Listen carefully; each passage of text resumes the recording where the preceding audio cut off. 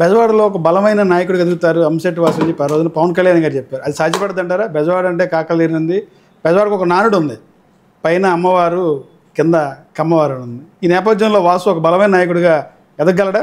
సాధ్యపడదా అది? గ్యారెంటీ అంటే పవన్ కళ్యాణ్ గారు తలుసుకుంటే ఎవరినైనా మీరు చూశారు, మన వేదిక మీద ఉన్న చాలామంది కొత్త వాళ్ళకి ఎమ్మెల్యే ఫస్ట్ టైం ఎమ్మెల్యేగా ఇచ్చారు, చాలా చిన్న స్థాయి వాళ్ళకి కూడా ఇచ్చారు.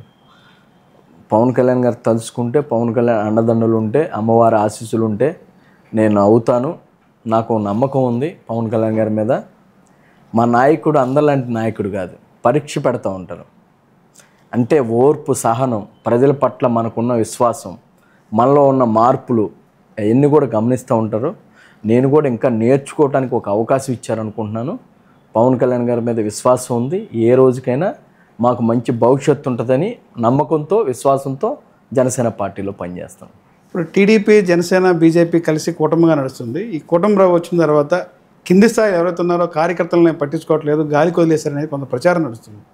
అధికారం రాకముందు ఎవరైనా నాయకులు అనేవాళ్ళు అందుబాటులో ఉంటారు, వాళ్ళ సమస్యలు ఉంటారు.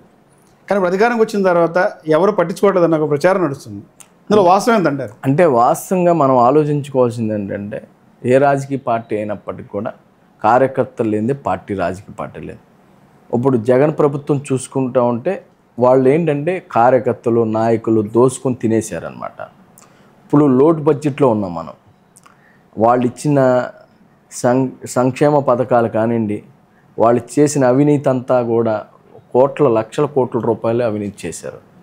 అదంతా కూడా ఇప్పుడు ఇచ్చిన పవన్ కళ్యాణ్ గారిని, చంద్రబాబు నాయుడు గారు, మోడీ గారు, కూటమి ప్రభుత్వం ఇచ్చిన పథకాలు అమలు చేయాలంటే కష్టంతో కూడిన ఉచిత గ్యాస్ సిలిండర్ కానీ, అమ్మకి తల్లికి వందనం కానివ్వండి, ఎన్నో సూపర్ 6లో ఇచ్చారు.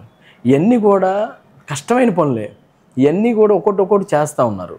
ఇప్పుడు ఇంతకుముందు రైతుకి ధాన్యం కొంటే సంవత్సరం 2 సంవత్సరాలు పట్టేది డబ్బులు వచ్చేది.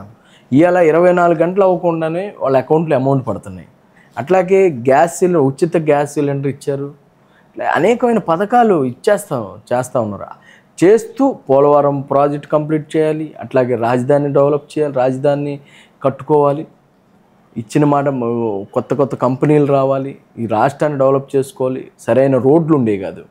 ఇప్పుడు మన ప్రభుత్వం వచ్చినాక పవన్ కళ్యాణ్ గారు పంచాయతీ శాఖ మినిస్టర్గా అయినప్పటి నుంచి మీరు చూస్తూ ఉన్నారు ఎన్ని మార్పులు వచ్చినాయి. అసలుకి మన రాజకీయ చరిత్రలో అలాంటి ఎంతోమంది మినిస్టర్లు ఉన్నారు. అలా చేసిన వాళ్ళు ఎవరున్నారు? ఈరోజు చంద్రబాబు నాయుడు గారు మరి అంత వయసులో కూడా అన్ని గంటలు టైం కేటాయిస్తూ ఆయన ఆరోగ్యం కూడా పక్కన పెట్టి ఈ ఆంధ్ర రాష్ట్రం భవిష్యత్తు బాగుండాలి అని ఎన్నో ఆయన విజన్తో ముందుకెళ్తున్నారు. మరి ఇవన్నీ కూడా మనం వెయిట్ చేయాలి. ఇప్పుడు పార్టీ అధికారులు రాగానే పదవులు మనకి అన్నీ రావు. మనం కూడా కార్యకర్తలు, నాయకులు వెయిట్ చేయాలి. ఎందుకంటే గత ప్రభుత్వం చూసి ఇసుకుపోయి ఉన్నారు ప్రజలు.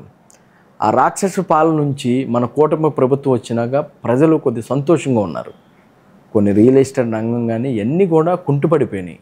ఇవన్నీ కూడా కొద్ది పికప్ అవుతే అన్నీ కూడా అందరూ బాగుంటారు.